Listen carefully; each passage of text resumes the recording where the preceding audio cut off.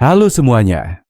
Kalau ngomongin Jepang, yang kebayang pasti negeri maju dengan teknologi super canggih. Ada anime, mobil hybrid, sampai kereta cepat Shinkansen. Tapi ada fakta mengejutkan nih. Jepang ternyata negara dengan utang terbesar di dunia. Iya, kamu nggak salah dengar. Utangnya bahkan lebih dari 2 kali lipat ekonomi yang mereka hasilkan. Kok bisa negara sekaya Jepang malah punya utang segede itu? Nah, di video ini kita bahas tuntas, untuk apa utang itu dipakai, dan apakah berbahaya atau enggak buat rakyat Jepang. Jadi gini, rasio utang Jepang terhadap produk domestik bruto, atau PDB, sekarang lebih dari 250%. Artinya, kalau Jepang menghasilkan 100 yen, utangnya sudah 250 yen. Buat perbandingan ya, Amerika Serikat sekitar 120%. Italia 140%, Indonesia masih di bawah 40%. Jadi jelas, Jepang juara dunia soal utang. Tapi anehnya, mereka tetap aman-aman aja. Ekonominya stabil, masyarakatnya makmur, infrastrukturnya keren. Nah, gimana ceritanya? Kenapa Jepang banyak utang? Pertama, karena krisis ekonomi tahun 1910-an. Di tahun 80-an Jepang pernah super kaya. Harga tanah di Tokyo waktu itu bahkan lebih mahal dari gabungan seluruh tanah di Amerika. Tapi gelembung ekonominya pecah tahun 1990. Pasar saham jatuh, bank kolaps, banyak perusahaan bangkrut. Sejak itu, ekonomi Jepang stagnan. Untuk menyelamatkan kondisi, pemerintah harus berulang kali ngeluarin duit besar. Tentu saja lewat berutang. Pinjam dulu 100. Kedua, masalah demografi. Jepang sekarang dikenal sebagai negara dengan populasi menua paling cepat. Lebih dari 30% penduduknya berusia 65 tahun ke atas. Harapan hidup tinggi, angka kelahiran rendah. Hasilnya, tenaga kerja berkurang, tapi biaya pensiun dan kesehatan makin membengkak. Lagi-lagi pemerintah harus keluar duit besar. Ketiga, belanja negara yang besar.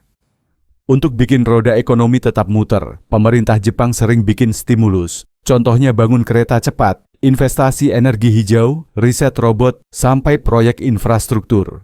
Tujuannya bagus buat jangka panjang, tapi biayanya gede banget. Sumber dananya, ya utang lagi. Untuk apa utangnya dipakai? Biar lebih jelas, mari kita rinci. 1. Infrastruktur dan teknologi. Contoh nyatanya, jalur Shinkansen baru, jalan tol, bandara, sampai riset kecerdasan buatan dan robot untuk bantu lansia. Semua itu butuh dana besar. 2. Kesehatan dan sosial. Biaya untuk lansia jadi beban terbesar. Asuransi kesehatan nasional Jepang memang bagus, tapi untuk membiayai jutaan lansia, negara harus keluar triliunan yen tiap tahun.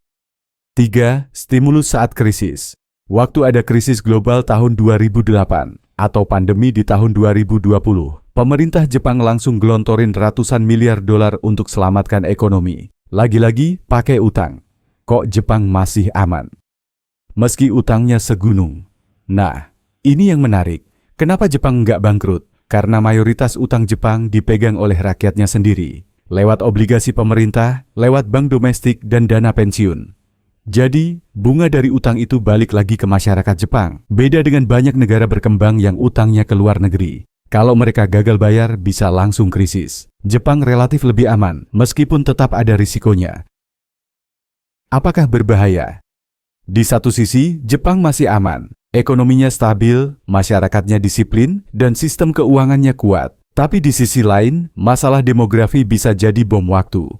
Generasi mudanya makin sedikit, pajak makin kecil, sementara biaya lansia makin gede. Kalau kondisi ini nggak segera diatasi, utang Jepang bisa berubah jadi beban yang berat banget. Jadi kesimpulannya, Jepang adalah negara maju dengan utang terbesar di dunia. Tapi mereka masih bisa bertahan, karena utangnya dipakai untuk membangun infrastruktur, mengembangkan teknologi, dan menjaga kesejahteraan rakyat. Pertanyaannya sekarang, menurut kamu lebih baik negara punya utang besar, tapi dipakai buat pembangunan, atau utang kecil tapi pembangunan jalannya lambat? Tulis pendapatmu di kolom komentar.